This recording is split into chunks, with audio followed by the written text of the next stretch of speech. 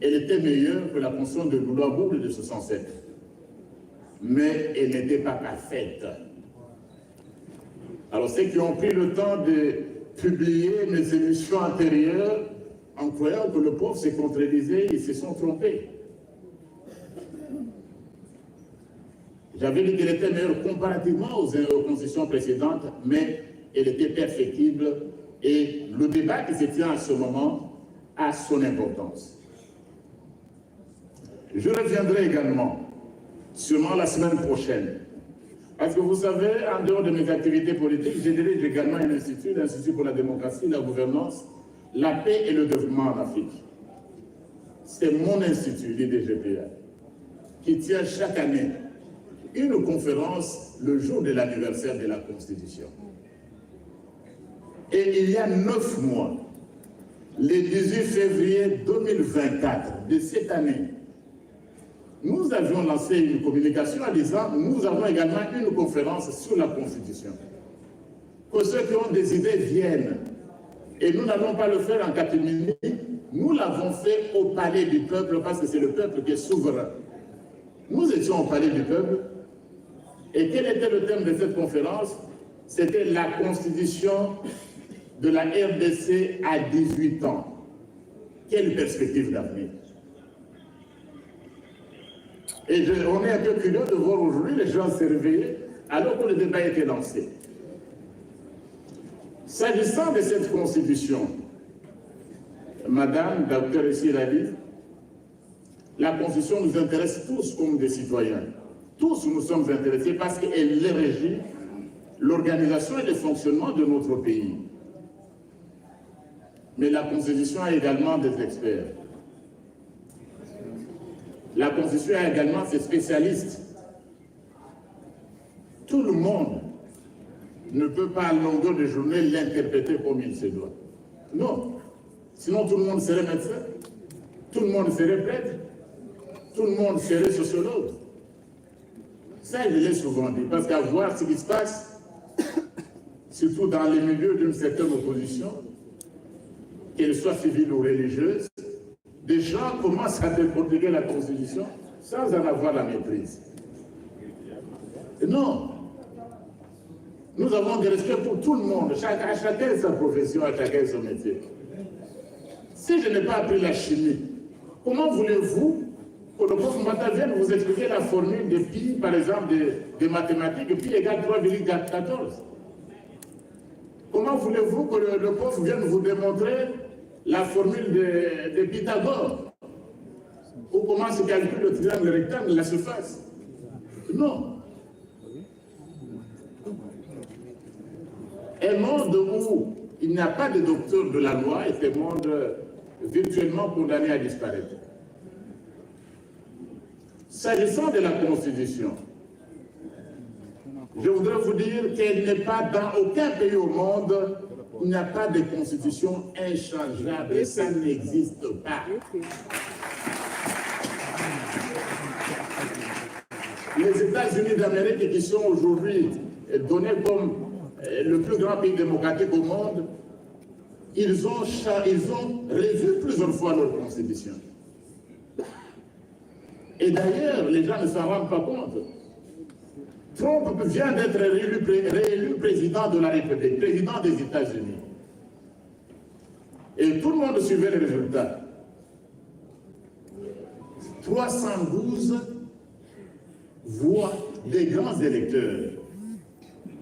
Pourquoi on ne s'est jamais posé la question comment les États-Unis, environ plus de 250 millions d'habitants, le score du président de la République, c'est 312 sur 537 ou 538.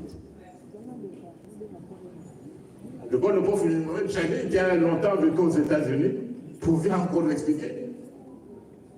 Mais l'élection aux États-Unis n'est pas au suffrage universel direct. Premier tour, deuxième tour, ça n'existe pas aux États-Unis. Combien se sont posés la question, mais pourquoi est-ce que Trump il est proclamé élu avec 312? C'est le nombre des grands électeurs. La Constitution est ce qu'un peuple veut.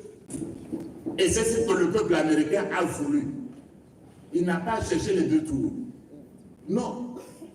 Il a déterminé, il faut les grands électeurs, ils sont 537, Donc, quelqu'un à la moitié, 737 ou 738, il devient président des États-Unis d'Amérique.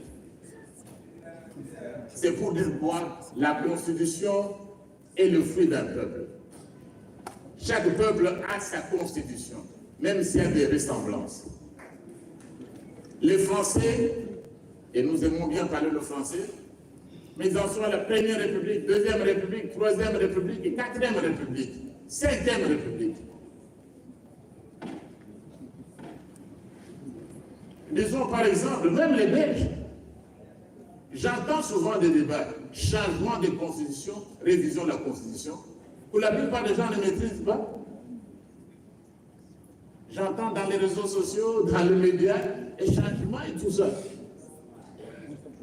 Ces définitions-là sont l'œuvre des doctrinaires, des professeurs de droit comme il y en a ici et comme moi qui suis devant. Qui définit une révision ou un changement de constitution? Ce n'est pas un journaliste, ce n'est pas un médecin, c'est nous les doctrinaires.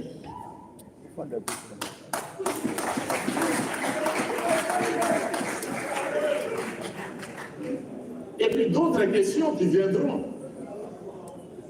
Je vais annoncer déjà la semaine prochaine, il y aura une grande conférence sur ce sujet. Quand est-ce qu'il y a un changement de constitution? Est-ce que si on change un seul article de la Constitution, il y a un changement de la Constitution? Est-ce que si on en change deux, il y a un changement de Constitution? Et d'ailleurs, il n'y a jamais de changement total de Constitution dans le monde. Parce qu'on reprend toujours les articles aux droits humains. Vous trouverez toujours dans toutes les constitutions le droit à la liberté d'expression, le droit à la vie. Dans toutes les constitutions, on ne change jamais totalement une constitution. Ça, c'est pour ceux qui passent le temps des révisions, changement. On ne change jamais totalement une constitution nulle part. Parce que certains articles, comme les dispositions relatives à la protection des droits humains, ils vont toujours rester. Alors, quand est-ce qu'il y a un changement? J'espère qu'ils pourront répondre. Ça, c'est sur la Constitution, on y reviendra. Donc, il peut changer. Et j'ai eu moi-même le plaisir de me trouver au Gabon par les autorités gabonaises pour réfléchir également sur le changement de constitution. Ils l'ont fait. Je veux dire une chose. Monsieur le coordinateur, vous demanderez qu'on me donne un peu de temps. Mais quand les Français ont changé la Constitution cette année, les Français ont changé la Constitution cette année pour introduire un droit lequel, le droit à l'avortement. Le droit à l'avortement a nécessité une révision, plutôt je dois dire, de la Constitution française de 58. Mais est-ce qu'en France, il n'y a pas d'opposition? Parce que l'avortement, c'est le droit de tuer pratiquement le fœtus. Est-ce qu'il n'y a pas d'opposition en France? Est-ce que la France n'a pas de cardinal? Il y a combien de cardinaux en France?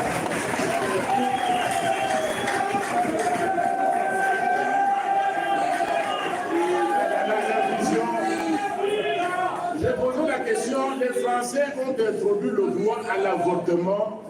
Est-ce qu'en France, il n'y a pas d'opposition?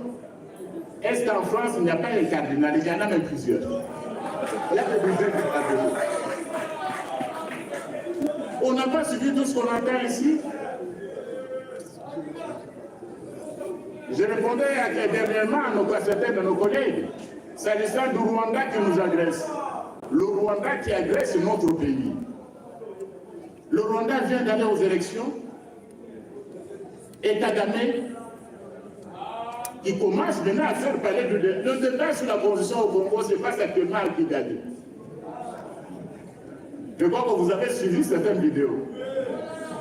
Eh bien, ce monsieur est réélu avec 99,8%. Il n'y a pas de cardinal au Rwanda. Le Rwanda est cardinal. à qui le pape a même confié des missions en Israël. Il dirige un autre, le cardinal rwandais. Le Rwanda n'a pas de conférence épiscopale des églises. Mais pourquoi vous les avez entendus?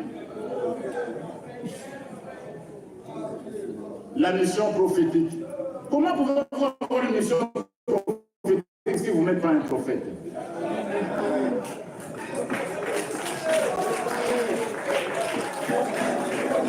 Donc la constitution peut être amendée. Ce qu'on va dire la fois prochaine, c'est quoi? Je vais vous dire une chose. Le débat sur la révision du changement de constitution. Joseph Kabila promulgue la constitution le 18 février 2000.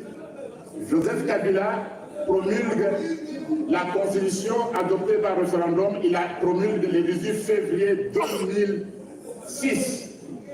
Le 18. Le 4 mars 2006, moins de 2 semaines après, on demande la révision de cette constitution-là. Et il n'avait même pas encore 2 semaines. Le 4 mars, vous pouvez vérifier, on demande la révision de la Constitution qui n'avait à peine que 12 jours. Qui demande la révision? Qui demande la révision, s'il vous plaît? La CENCO. La CENCO demande la révision de la Constitution de la République moins de 2 semaines après, alors que l'enfant n'avait même pas marché. La première institution qui est entrée dans l'histoire de ce pays pour demander la révision de la Constitution, moins de 2 semaines, c'était la CENCO. Et on raconte quoi à qui? Et même certains amis qui sont dans l'opposition, parce que la fois passée, je sors de l'ancienne législature. Mais l'un d'entre eux qui fait beaucoup de bruit, il nous a amené à l'Assemblée nationale un projet de révision de la Constitution. Donc je suis en train de dire que ça ne doit pas être, notre peuple ne doit pas être victime de la manipulation. Et vous savez, au début, j'ai pensé comme les autres qu'il n'y avait que la Bible qu'on ne change pas. C'est tout ce que je croyais aussi comme un ancien séminariste. Je croyais que la Bible est le seul document qui ne change pas. Mais j'ai changé d'avis. Même la Bible change. Il y a 7 ans, tous les chrétiens connaissent une prière. Notre Père. La prière que nous avons reçue du Seigneur. Tout le monde la connaît. Qui savent qu'on a changé de notre Père il y a 7 ans? Vous récitez le Notre Père, n'est-ce pas? Mais on a changé de notre Père il y a 7 ans.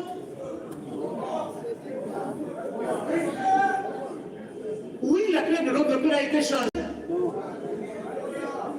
C'était ne nous soumet pas à la tentation. Maintenant, c'est devenu ne nous laisse pas entrer en tentation. Quand on a changé ça, on a demandé l'avis de quel chrétien.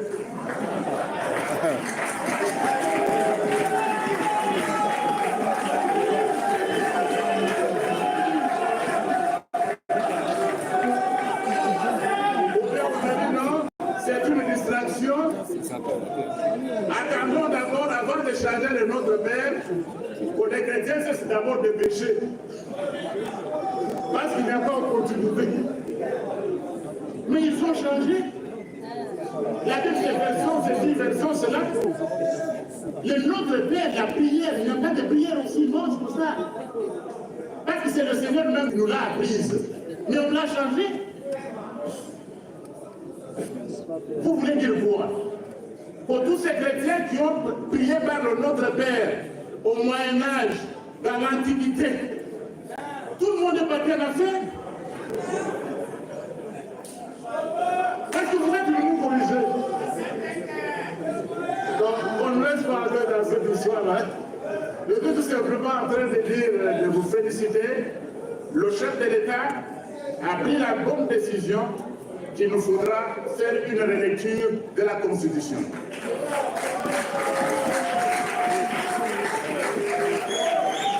Et c'est lui pays. Il le fait comment? Il ne décide pas.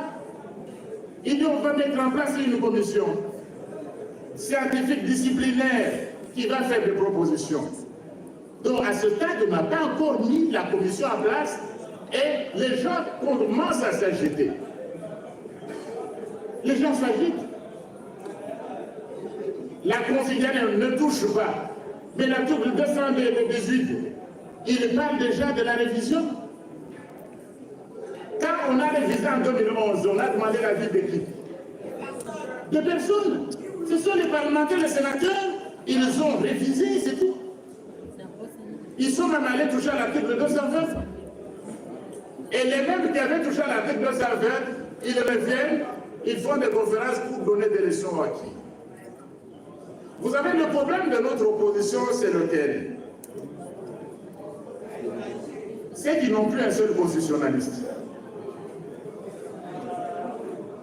Et tous les constitutionnalistes ont quitté le FCC.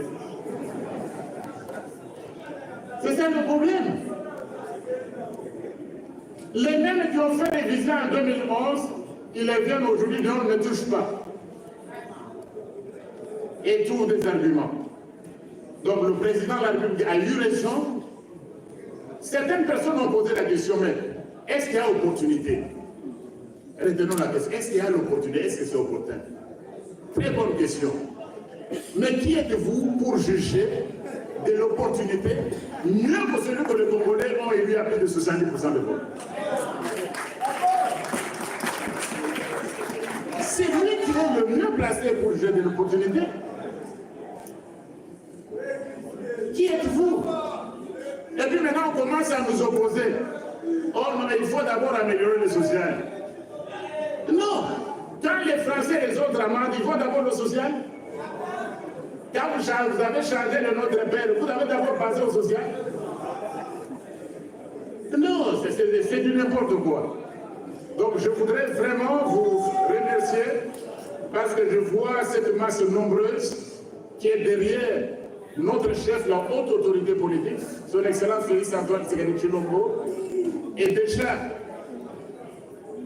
la manière dont le peuple congolais dans l'ensemble, que ce soit à Lubumbashi, que ce soit à Kipushi, que ce soit à Kalemi, et déjà dans nos provinces, le peuple s'exprime.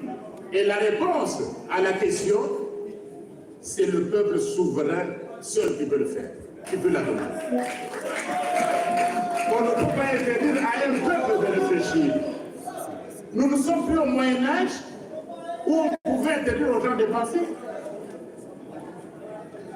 Donc, je voudrais, monsieur le coordonnateur adjoint, avant de finir, donc, je voudrais vous réitérer les salutations de la haute autorité politique à cette immense assemblée.